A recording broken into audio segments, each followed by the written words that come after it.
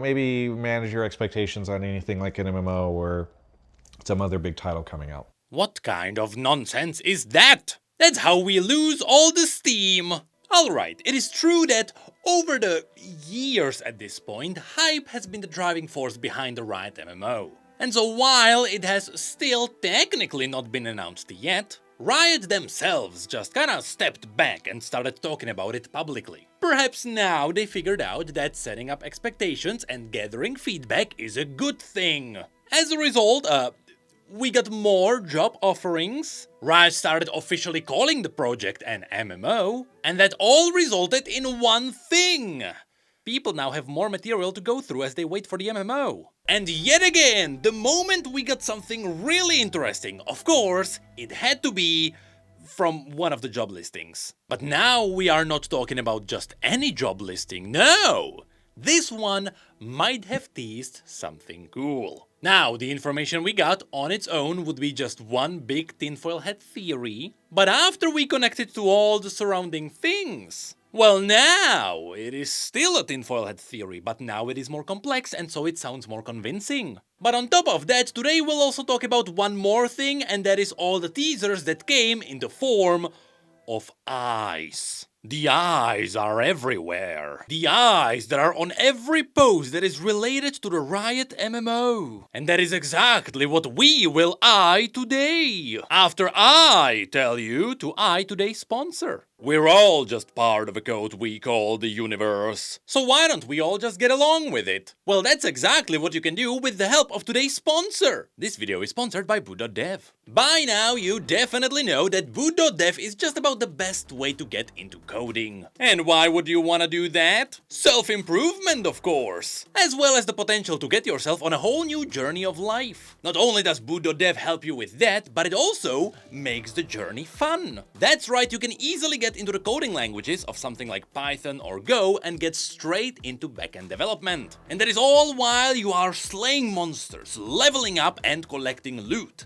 while also occasionally joining a community raid. It is genuinely better than staring at black and white pages of text. Not to mention you're constantly learning by putting your own code to test. Of course, you can get a little sneak peek of what's happening here with the guest mode, after which you can get your hands on the code with the paid membership. Though yes, there is a 30-day free trial. And yes, because these days game developers consult AI as if it was a calculator, there is the amazing AI wizard Bear, which generates quests for you so you can learn, while it also explains the lessons. As always, it is good to mention that backend development is still among the highest paying jobs in the industry, and so within the span of 12 months you can quite literally change your life. So go to boot.dev and use my code Necrit to get 25% off of your first year if you choose the annual plan. There is also a QR code as a shortcut. With that, many thanks to boot.dev for sponsoring this video, and now on to leak stuff.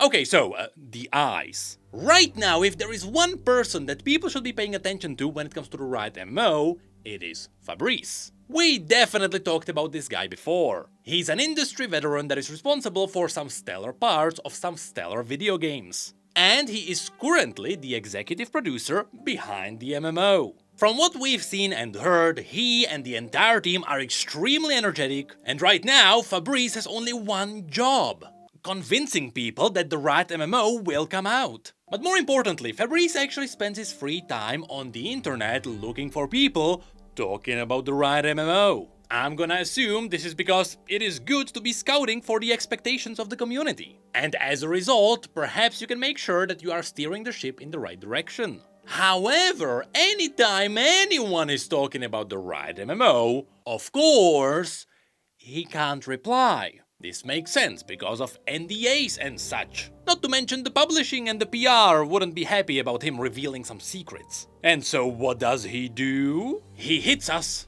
with the eyes. But surprisingly, the eyes can reveal a lot. Now, the last time we talked about the Riot MMO was the moment that Raymond Bardos left World of Warcraft, where he was one of the leaders behind the game, and he joined the Riot MMO. In fact, this was such a big move that a lot of people from the industry talked about it. And yes, even this was hit with a pair of good old eyes. After this, there was also the news that Ashes of Creation, which is a big MMO rival, is crumbling, and that's where the eyes got really empowered. Because suddenly, in an industry where every MMO is failing, you are holding the torch. But more than that, your team is stacked, you are seemingly going in the right direction, and things look good. That means you are definitely releasing the MMO, right? Well, here Fabrice is reacting to Pink Ward, hoping that the MMO comes out. Here, Breach is doing the same thing. After which, Ghostcrawler called Fabrice their last hope. Of course, Ghostcrawler previously kickstarted his own MMO that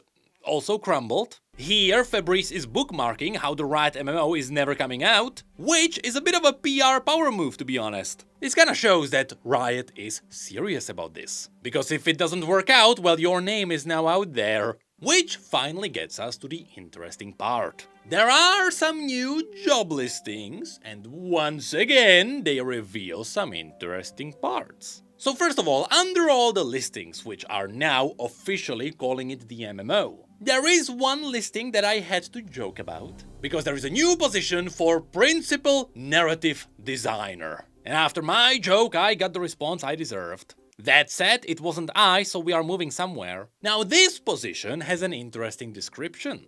As Principal Narrative Content Designer on the MMO team, you will help prove an innovative game concept in early stages of development. The ideal candidate is very experienced in narrative design. You will help us define and craft resonant narrative experiences that capture the hearts of our players. Now I'll be honest, since for this position they are looking for someone who knows the League IP really well, I don't think I can even try, because I don't think Riot has permanent home office. But hey, I am technically a narrative designer. One of the main focuses of the game I'm working on is lore. Yes, in case you didn't know, I am a content creator by day and an indie game developer by night. Wishlist my game Funus right now, thank you. Anyway, the description continues. You partner with writers, other designers, artists, and engineers to build and iterate player-focused designs that aim at delivering a groundbreaking experience. This requires a lot of hands-on work creating, iterating, and tuning content and encounters. You are comfortable operating in an ambiguous environment where goals and constraints are mostly team-driven and where change, big and small, is a critical part of the process. You will report to the lead designer on the team.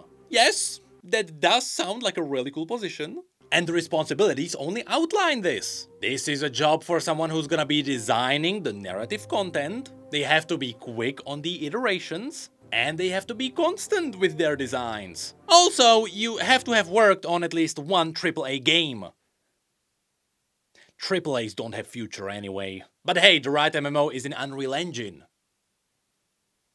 Yeah, anyway, this job listing is kind of a bonus. Because honestly, it doesn't really tell us that much, right? Every MMO has narrative design. So instead, the one job listing we are after actually came out of a tweet from Orlando. Now, a bit of a snowball effect is happening here, but Orlando is a former teammate of Raymond from the World of Warcraft team, so it's cool to see that these two teammates now reunite on the Riot MMO team. Now that's something that would deserve the eyes. But more importantly, Orlando gave us a job alert. Because the MMO team is looking for a lead rendering engineer. Now this is where things can get interesting. You see, in video games, it is surprisingly difficult to achieve the look you are aiming for from the beginning. It is easy to paint something in Photoshop a certain way, but it is not easy to make an environment match that aesthetic perfectly. And that's because in 3D you have to understand the lighting, the materials, the layers, the distant fields, the ambient occlusion, not to mention skylights screw everything up. How do you even light up an inside of a building? And that is only after you merge all of these aspects that you can tweak and iterate to get the final result. In short, that entire technical process is called rendering. Now, basic rendering is nothing too complex. Since the Riot MMO is likely using Unreal Engine, that engine will handle most of the basic renderings for them. However, even if the base is done by default, you need an expert to do something unique. I mean, there is a reason why you can instantly tell whether a game is Unreal Engine based on the look. So what if, let's imagine we are Riot Games and we have a certain aesthetic that the internet knows that we have. What if there is a very specific style that everyone recognizes? Well, if you'd like to achieve that kind of a look in a video game where nothing is really a 2D painting, but rather you would have to achieve the same look in 3D rendering, well, for that, you would need an expert. One that, as the responsibilities say, can work collaboratively with our team to help realize the overall vision of the game, which is where we have to confirm that yes, this is just a tinfoil hat theory. But it is not yet big enough. No, that's where we can link it to something else. You see, 9 months ago, out of nowhere, this video popped up. There is a video from a guy who was trying to learn the Arcane style and he was trying to make an Unreal Engine game using it. This was all just a project so he could learn, and so he made an FPS game in Arcane using Unreal Engine.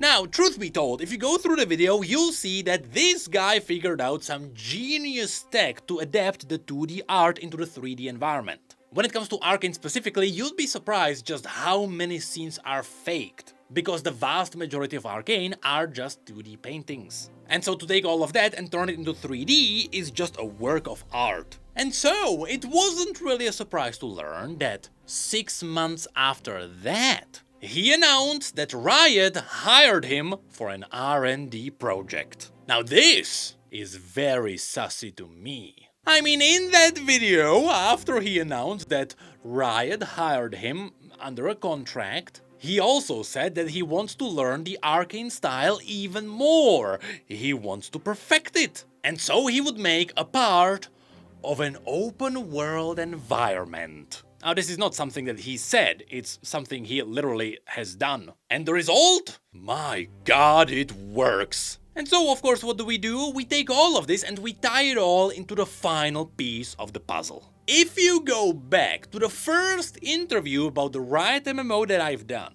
which coincidentally is also the only interview I've done, they mentioned that when it comes to the art style of the MMO, they want to do something recognizable that is also unique. So we will be familiar, but something unique. All right. And so now I ask you, is this still a tinfoil hat theory? Well, if it is, then I just kickstarted expectations that the MMO team is not gonna like. However, when push comes to shove, we still know that the Riot MMO is being developed. As far as we know, they are still aiming for at least 2030, and the team is still growing, which means things are going well. Unlike literally every other MMO that crumbled this year. Also, who knows, based on the teasers, the aesthetics could be special. Just like how you can be special for wishlisting my game. I'm working hard on it.